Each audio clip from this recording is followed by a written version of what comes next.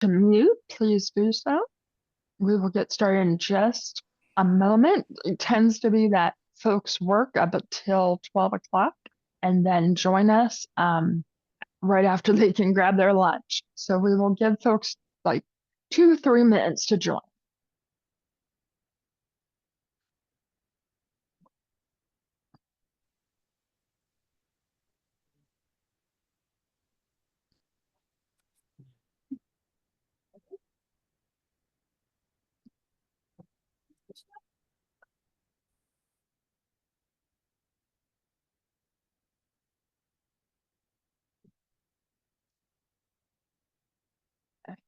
A good question was put in the chat of whether the slides will be available, and we will talk a little bit about the resources that are made available to everyone that has registered for this, which includes the recording, the slides, and some other materials. So we'll give folks 1 more minute and then we'll get started.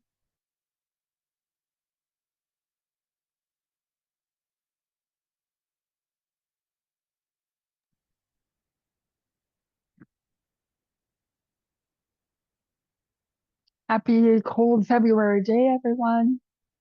We will get started momentarily. I know I keep saying this, Josie, but it is like 30 degrees in Houston with like 25-mile-an-hour winds. I feel like I brought Pennsylvania to Texas and Yeah. everybody is miserable. Okay, friends, we are going to go ahead and get started. I feel that there will be a few more trickling in, but thank you so much for joining us. This is the Sail Lunch and Learn series on understanding your constituency, and that the largest constituency of any legislator is people with disabilities. And so, one thing that we have found, especially for newer legislators, is the importance of knowing the barriers, the strengths, and sort of the demographics of this population. Because often folks with disabilities have more direct interactions with programs that are supported by the government, and laws and policies often address us more. So again, my name is Josie Badger. I am the I am the executive director of J Badger Consulting and the president of Peacock Consulting, which is our nonprofit arm. Go ahead. Okay, so these lunch and learns are supported by J Badger Consulting, United Way of Southwestern Pennsylvania, and Family Values at Work. These are nonpartisan um, talks about the issues, not about how to vote, not about specific legislation, but really looking at what are the issues and what are the things legislators should know about um, the situations that we deal with every day. Again, I ask you all to mute yourselves unless you're speaking, just in case there's any background. For me, it's typically dogs. And just to know a little bit about SAIL. So some of you might have heard of TRAIL. And since originally TRAIL was training regional advocates to influence leadership, our group has grown to over 100 individuals across Pennsylvania. And so we kind of upgraded to SAIL, which is statewide advocates influencing leadership. As I mentioned, there have been over 100 graduates of the program. I think we're actually about 130 right now. And it is an advocacy training program for and by individuals with disabilities to be able to work on system change. And our main areas that we focus on in our mission and values are empowerment, support, advocacy, and inclusion. We feel that our voice is critical in the efforts to make a change and to considering any policy that might be coming forth. What we offer leadership trainings, advocacy workshops, and peer support. We try to work directly with legislators and it is our hope to eventually be able to have a trained advocate with a disability in every district so that each legislator or individuals in the administration can reach out to somebody near them and get direct input on issues that may impact the disabled community. And now I'm going to turn it over to my friend and coworker, Everett. Yeah, hi everybody, and thanks Josie for having me be a part of this today. And I get to be the strategy and engagement director at JBC, and part of that is working directly with SAIL.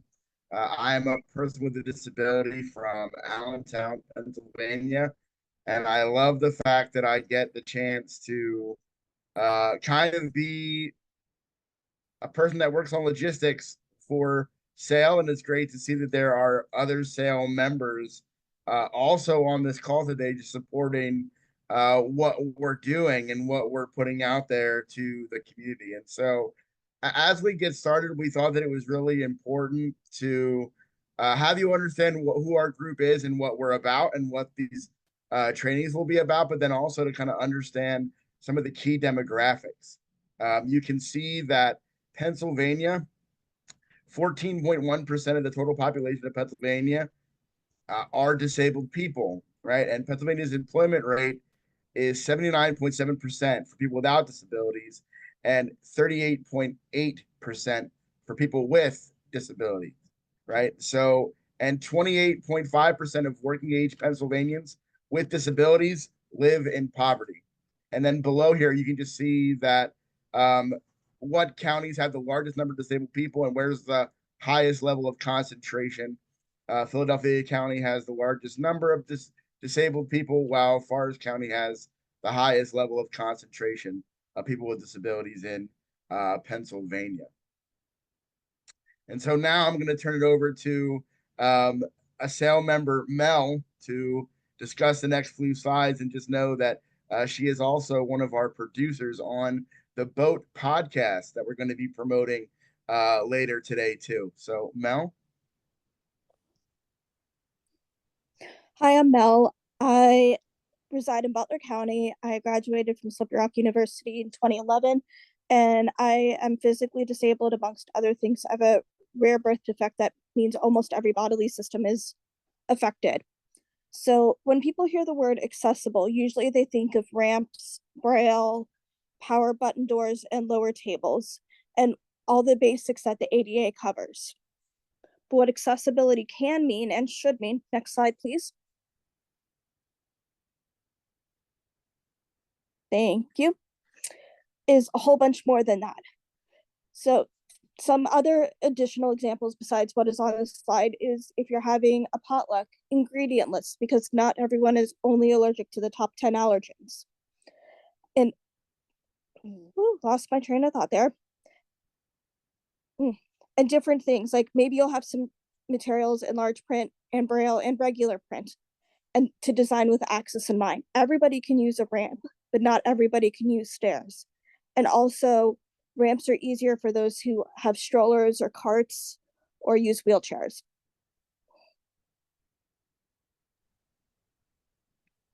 Thanks, Mel. And now M4, you're going to talk a little bit about dignifying language, right?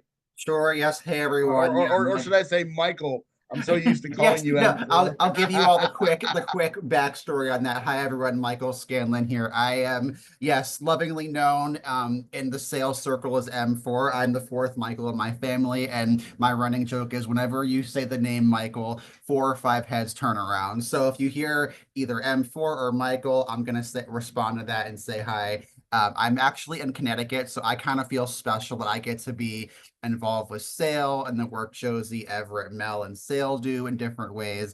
And I think, really this slide is so important. And in some ways, I think this is a really obvious slide. I think so many of us in this community, in today's day and age, this can seem obvious in some ways, but I want to have just a nuanced conversation of, and Everett and Josie, we were just at Yeti Youth Engagement Transition Initiative, a regional summit And we actually had a really good conversation on language. And I think part I want to talk with you all about is, the person first versus identity first. And Mel, like before our call was live today, we had, another conversation on that. And so you'll kind of see, on the left, obviously language to not use, that's dismissive, it's rude, it's victimizing. But I think part of the conversation in our with our culture in today's day and age is giving people the choice to choose. I'm someone who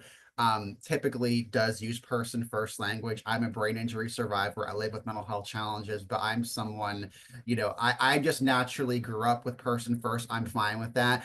We have friends and colleagues who want to use identity first, and that's perfectly fine, and that's their choice. So I think big picture, we wanted to educate and inform you all that it really is, it come down to having that honest conversation with someone. Hey, like, what language do you prefer? And if you make a mistake, that's okay. I think for me personally, I can't speak for everyone here. I would much rather have someone just have a genuine conversation, be curious, and we're all going to make mistakes.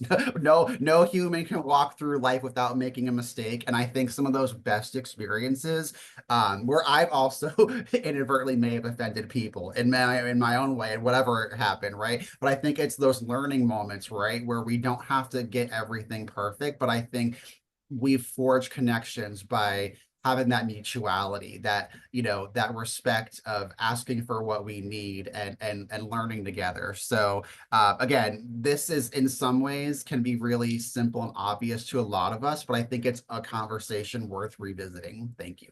Yeah, and I think what you're highlighting him for, it's a great segue. It's like we planned this, that that people with disabilities were all unique and different, and that involves language and how we like to be referred to. And I think the disability community is truly split, and I say that anecdotally, just based on a small survey of people with disabilities that we've done recently, and the room was literally 50-50. Do you prefer to be a person with a disability or a disabled person?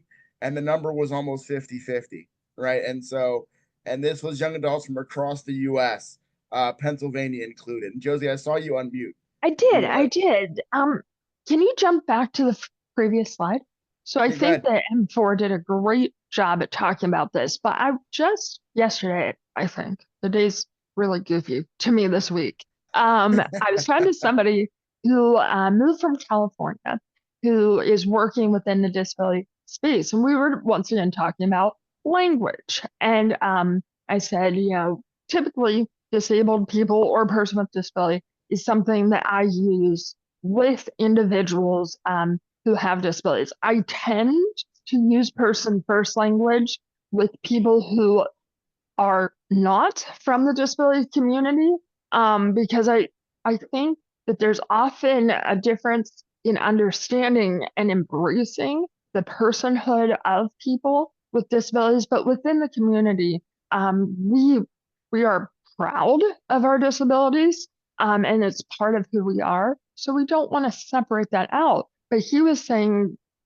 before he moved to Pittsburgh, he lived in California, and he said within the few months that he has lived here, he has heard handicapped more than he ever did in his life. And handicapped is outdated, is not used. And even when we talk about parking spaces or bathrooms, I'm always encouraging speaking to accessible parking, wheelchair accessible parking, or accessible bathroom stalls.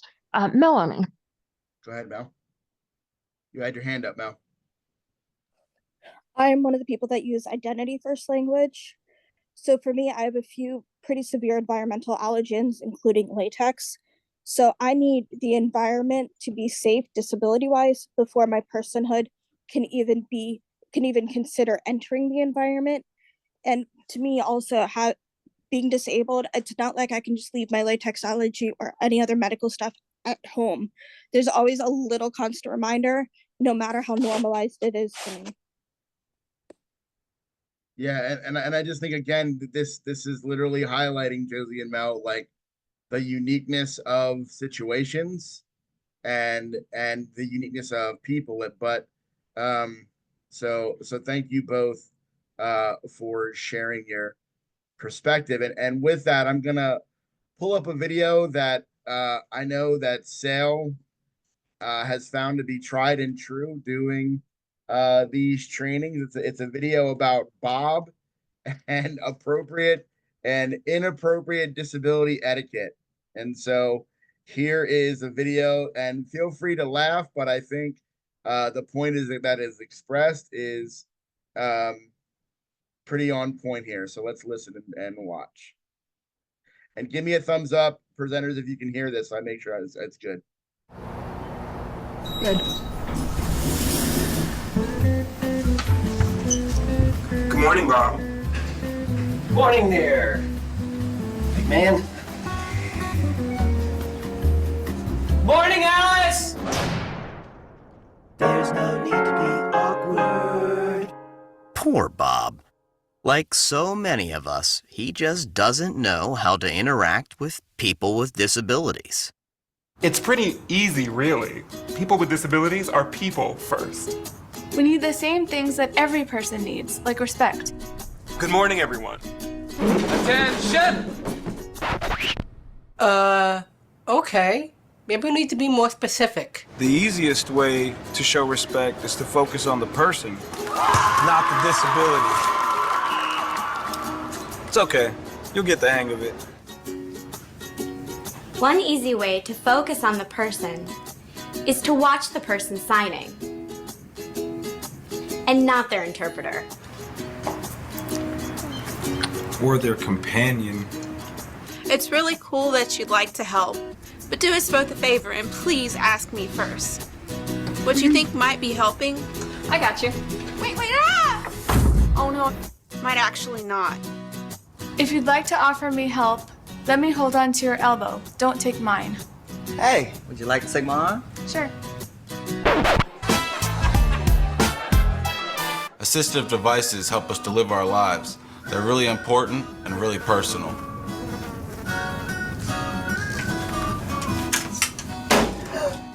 Grabbing them only makes it weird for everyone. What? Please only touch our devices and service animals if we've given you permission. And don't take it personally if I ask you not to. Remember that my service animal helps me all the time. Neither of us would like it if we were separated. Remember, we make our own decisions. And pay taxes. We get married.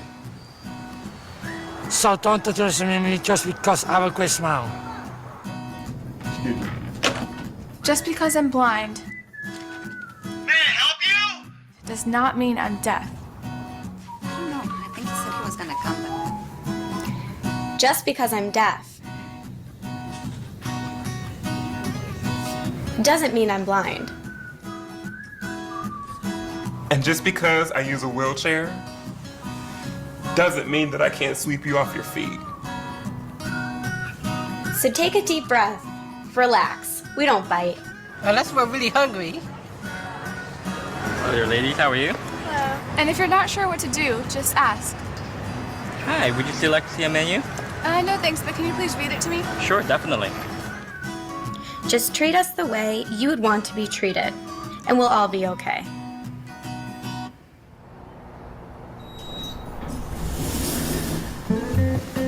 Good morning. Good morning. Good morning, Alice. Morning. Awkward no more. Nice job, Bob. Go forth and be human. And as I turn it over to Josie to kind of talk about the next section, the one thing, and I don't want to steal your thunder, Josie, but I think one of the cool things about the disability community that I want to highlight that Mel and M4 and Josie kind of highlighted was that the disability community cares a lot about their language, their and our the way we're referred to, our humor, what connects us. But the other thing that really makes our community what it is the advocacy that takes place. right? And the connection to that advocacy and the fight for equal rights is like the fabric and foundation of what disability culture and community is. So Josie, I don't know if you want to mention that on this slide a little bit. Sure. So as Everett mentioned, we as the disability community have a culture as well, which is made up of, just like other minority groups, our own civil rights movement. And culture generally infers that we have our own history, we have our leaders, we have a language, we have a sense of humor. That's a lot of times folks outside the community do not have.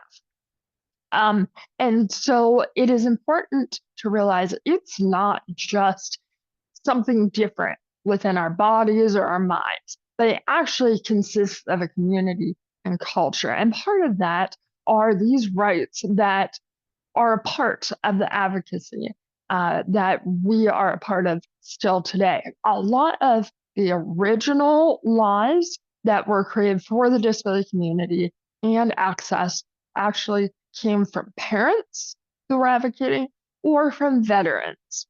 And so you look back, more of the 1950s and before, you're going to see quite a bit that was established because of World War I, World War II happening, and the importance of supporting veterans returning and how important that was to Congress and the president at that time. So you'll see Social Security, you'll see Smith-Best Act, which really allowed for more vocational opportunities for people, especially veterans. You'll see Medicare and Medicaid, which are critical for our population to not only live at home but survive. You'll see the Voting Rights Act, which allowed folks with disabilities to vote. Many of you have heard of the Rehabilitation Act of 1973, and that is where Section 504 comes into play. And this Rehabilitation Act, yes, it was signed by Nixon primarily to support veterans, but it does so much more. It sets the basic tone that any governmental public building has to be accessible, that kids in school have to have an environment that's accessible to them. And so even now, there were additional rulings last year on Section 504 for accessible healthcare providers. And so this, even though we have things like the Americans with Disabilities Act, which is more recent, 504 and the Rehab Act in general play such an important role in our lives. You will see the Education for All Handicapped Children Act in 1975, which we now know as the IDEA, Individuals with Disabilities Education Act. Then we jump to 1990, which we would say the Americans with Disabilities Act is our largest sweeping civil rights law in the country, and provides access to public and private entities, and really allows us to be citizens of the country we live in and pay taxes in. Then, of course, the Affordable Care Act, which allowed people with disabilities to not lose coverage or be denied coverage because of having a pre-existing condition, plus other things that it did.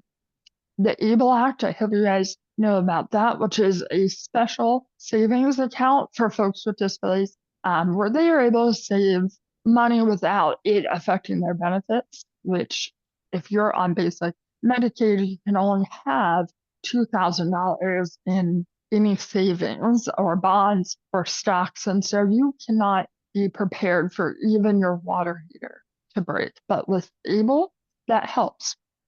Then we have the WIOA, and WIOA, Workforce Innovation Opportunity Act, really expanded employment supports and directives for individuals with disabilities. Now, what is not on here is some of the advancements in Pennsylvania, such as medical assistance for workers with disabilities and programs like that, that although there's parallel programs in other states. Pennsylvania has notoriously been a state that tries to help folks with disability. I pray that it continues.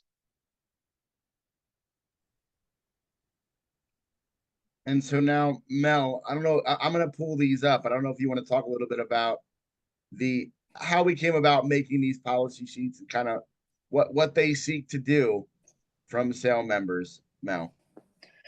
These policy sheets came together when we did a town hall back in the election before Josh Shapiro became governor. We held a town hall with all the different candidates and came up with what are the most important topics that we think they need to know and that we need to know about their views in order to decide who to properly vote for, properly being each person individually, not SAIL/trail as a whole. So we came up with these little quick one-sheeters to inform you of different topics, and we have multiple different topics. Paid family, medical and safe leave, primary and secondary education. That's the one I personally worked on. I personally did teamed up with one of our other SAIL members to do the primary education, post-secondary education, employment, transportation, healthcare, home and community-based services, and housing. And if you have more topics that you would like for us to come up with one-sheeters on, please just reach out to us and we'd be happy to work on those as well. Yes, thanks, Mel, because we really wanted to, provide perspective, but then also talk a lot about what recommendations we could see for the future, right? And so, yeah, we're really proud of these, and we, like Mel said, would love to expand what we can provide for these, because we realize that you can't know every issue, every perspective, but we love that SAIL is so. We represent so many counties, right, Josie, across Pennsylvania. I want to say it's more than almost half now that we represent as SAIL members, and so to get that perspective and have it put out on paper like this is a really cool thing. And so, thank you, Mel, for letting people know about those info sheets.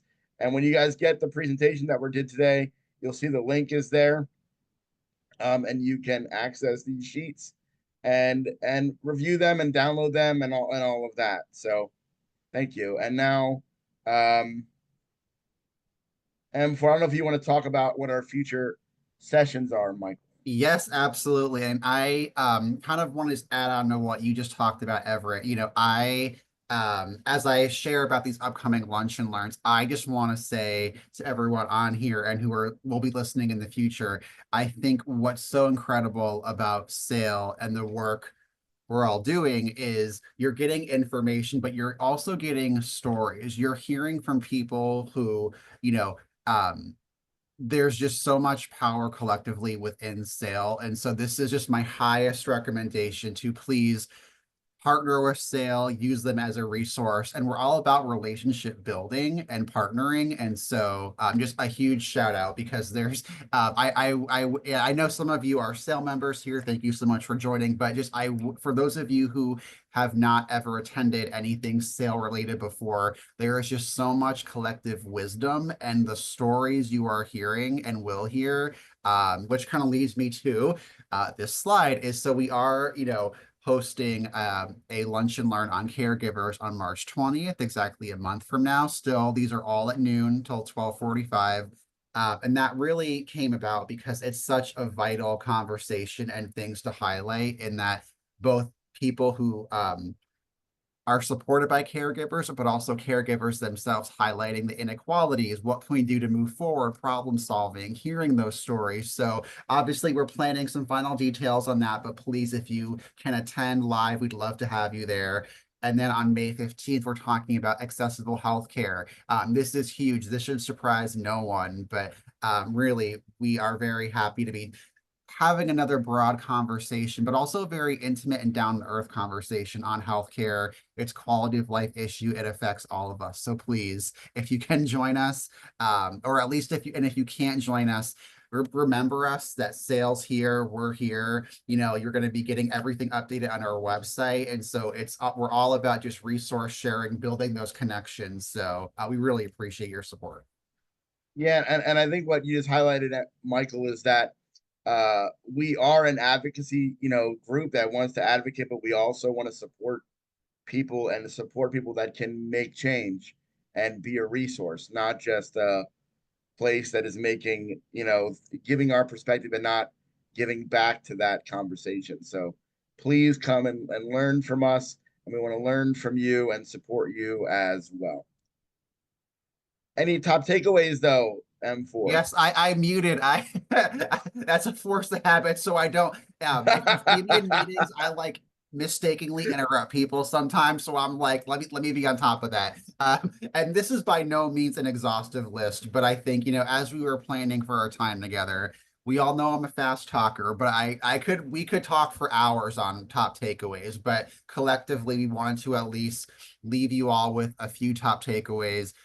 Anyone can join the disability community. As I shared earlier on in today's session, I'm acquired my brain injury at 4 years old. I was not born with my brain injury. One of my favorite relatives, my aunt, she as she's advancing in age now has a disability and needs more care and support. So it's just people with disabilities are your neighbors, your friends, your family members. It's something that can touch all of us in different ways. So it's and on a previous meeting, I'm blanking on exactly what it was, but I think it was our podcast effort. I had mentioned, there can be this otherness and separation where people view disability, and it's not. It really is a part of humanity. And just that leads me to being aware of misconceptions. We talked about that earlier. You saw that in the video. I think being aware is a great first step, and then once you're aware, you can then learn new things, have those conversations, educate, and be a part of partnering. As I mentioned, disabled people are in your constituency. Again, neighbors, friends, family members, and people with disabilities want to be included, not an afterthought. It's the classic phrase we all love: "Nothing about us without us," and it really is such a foundational understanding, and just that's where positive change happens, as Everett mentioned, as Josie mentioned, as Mel mentioned. When we're included, that's where the magic is. So we're here. We want to partner with you. We want to collaborate, and we know together we're stronger. Well, yeah, and thank you, Michael. And I know, Josie, we want to wrap this up and say thank you and talk about the resources that are available for after this. And I see that Lavender has her hand up, but I want to make sure we get through showcasing this before we take any questions. So you want to talk about these resources, Josie? Yeah, absolutely. So something new to these lunch and learns is that we, especially Everett and Michael, have been really working on creating individual pages on the J Badger Consulting site that highlight the topics for each of our lunch and learns. And so you will see on the Disability 101, you will be able to get the recording right there. There's a brief description of what this session is, and Everett just threw a link in the chat. You will also see some of these main takeaways. But in addition, for the low price of $99.99, I'm kidding. We also created companion podcasts, which were recorded obviously ahead of time, kind of discussing in more detail or similar topics that we hope you all take advantage of. And you will find oh, wrong button. Go ahead, Josie. Go ahead. And you will find some of the additional information. You'll see, I don't even know what that sheet is, Everett. The resources, yes. So this is the main issue. Statements in a document that you could download, share, however you would like to use them. And they're a little more expansive. And then, I believe we're also going to upload the PowerPoint. Is that correct? Yes. Okay, then the PowerPoint will too. Yeah, that is the plan. Yes, you'll get the recording, the podcast, and the one pager that focuses primarily on that issue. Now we had to create a new one for Disability 101, but we're going to be we've updated the info sheets that Mel mentioned, So those other info sheets are going to be put there, and you'll see many other sale members like Monica, who I know is here also, is on the podcast about healthcare. And Mel and Michael did the podcast with me about Disability 101. And then we'll have Christine and her husband talking about caregivers later on in the spring. And so like we said, we really wanted this to be a resource for you. We want this to be a two-way conversation about ideas and concerns and how we can work together. And we've really seen a lot of movement around paid family medical leave and other things that we've been working on with folks as we come into the new session and keep working. And so we're really glad that you're able to be here today. And we just want to take any questions or comments people might have. And I know Lavender has been waiting patiently. So, Lavender, do you have a question or comment that you want to share? Or do we cover what your question might have been? I don't know. Yes, actually. Hello, everyone. First and foremost, I wanted to thank you all very much for holding this. And secondly, I wanted to know more about the slide in regards to disabilities in the workforce. Since I know that, unfortunately, there is the stigma of where someone in a higher position of power who is hiring you is like able to discriminate against you for disabilities. Does that percentage is that percentage still still like there where like people have mentioned and disclosed their disability that they do have a disability in the workforce, or does that not or does that include people who chose not to disclose because they have the potential of not being able to get hired if they mention they have a disability? Thank you so much. Thank you, Lavender. That's a great question. And in another role of mine, I am the chair of the Employment First Oversight Commission for Pennsylvania. And actually, the numbers we've been using are from the Bureau of Labor and Statistics at the federal level. And actually, what that number says is that only 37.1% of Pennsylvanians with disabilities who are of working age are actually employed. And unfortunately, because disability is defined differently depending on the data source and various other factors, the numbers do vary.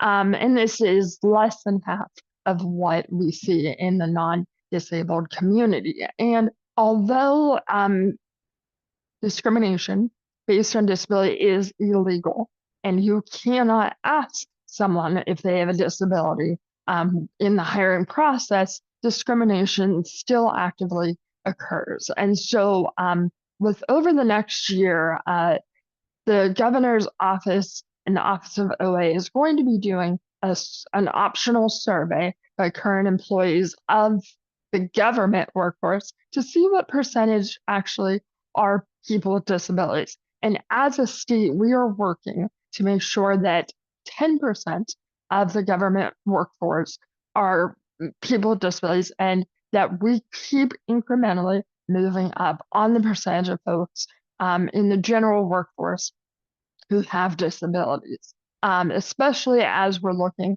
at the phase out of sub-minimum wage, of sheltered workshops. And so for the legislators and offices out there, we need to be aware that it doesn't matter what law is on the book, we still face discrimination. But I also think that, as Lavender kind of alluded to, is folks are often afraid to mention a disability when they apply for a job, that they may not even get to the next phase in the hiring process. And so it is often very difficult to get a good number on how many people there are. I would say the disability disclosure rate has increased, but we need to continue to encourage businesses to be hiring folks with disabilities and people to talk about them.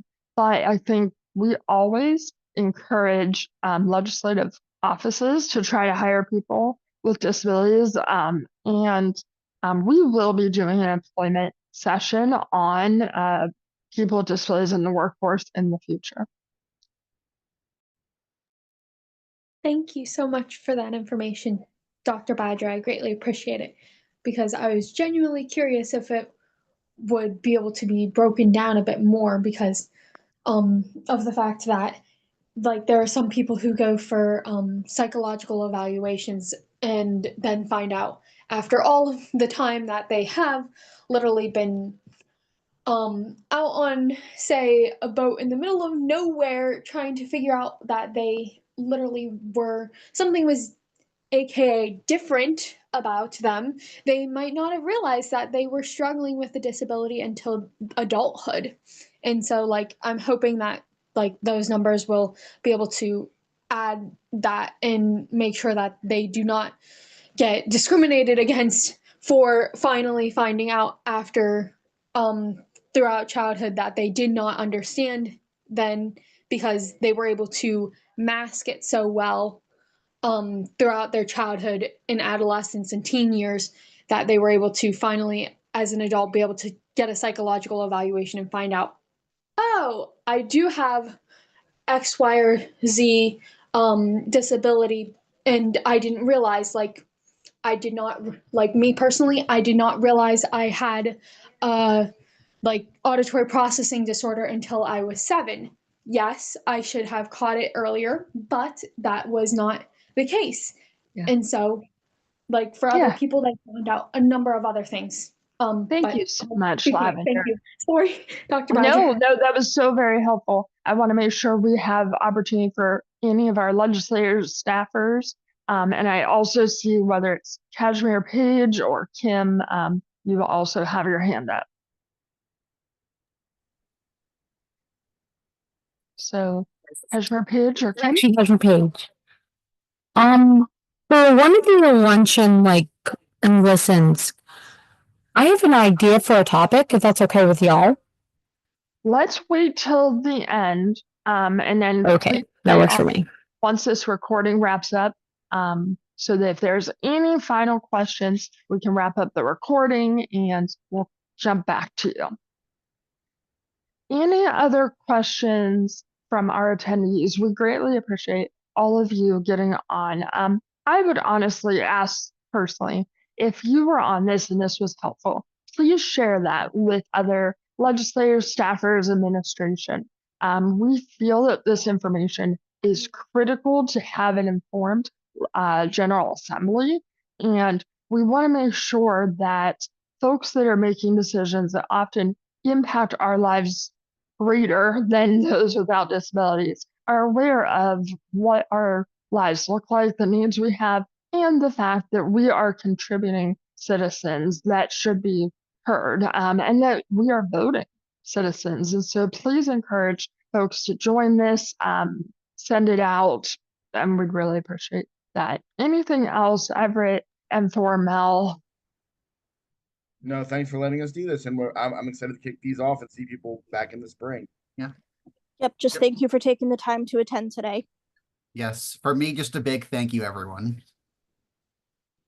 Okay, and so that will wrap up our recording. If anyone has additional questions, Kashmir Page included, we